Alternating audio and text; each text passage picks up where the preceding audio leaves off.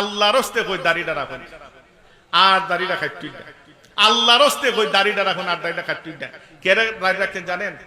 আমরা যখন দুনিয়া থেকে বিদায় হয়ে যায়, নবীজির জাহিরি সুন্নাত আর কুস্তি জানা দাড়িটা ছাড়া, দাড়িটা ছাড়া আমরা দুনিয়া থেকে বিদায় হইলে আমরা কবর রাখলে আমার নবীজি যাতে কবর আয়া দেখে আমার উম্মত আমার সুন্নতটা লইয়া কবর আইছে।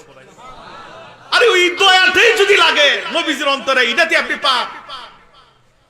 যদি আমার নবীজি আপনার কবরে গিয়া দেখে আমার উম্মত আমার সুন্নতটা লই আইছে না, আমার নবীজি বেজার হইব না খুশি হইব?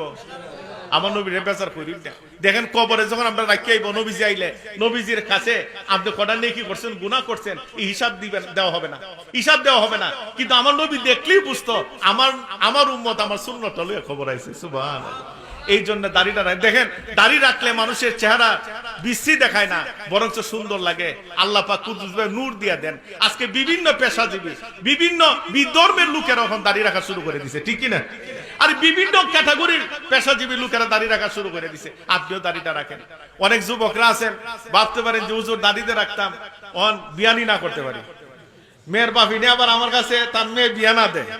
আমি আল্লাহর হস্তে কমো, এই নবীর সুন্নতটা পছন্দ কইরা যে মেয়ে আপনার গোড়াইব এরই বিয়া করুন, এর মধ্যে আল্লাহর রহমত বরকত আছে, ঠিক কি না? এর মধ্যে আল্লাহওয়ালা সন্তান আসবে।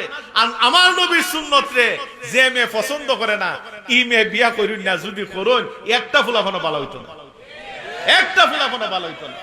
এই জন্য আমি আল্লাহর হস্তে বলে আজকে দিন নিয়ত করেন। আপনি আগামীকাল থেকে বাঁচবেন এর কোনো গ্যারান্টি নাই।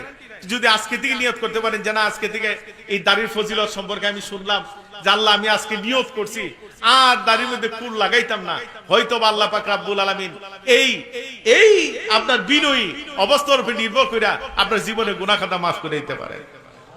তে নবীর সুন্নাহ ভিত্তিক জীবন গড়বেন। আল্লাহ পাক রব্বুল আলামিন হয়েছো,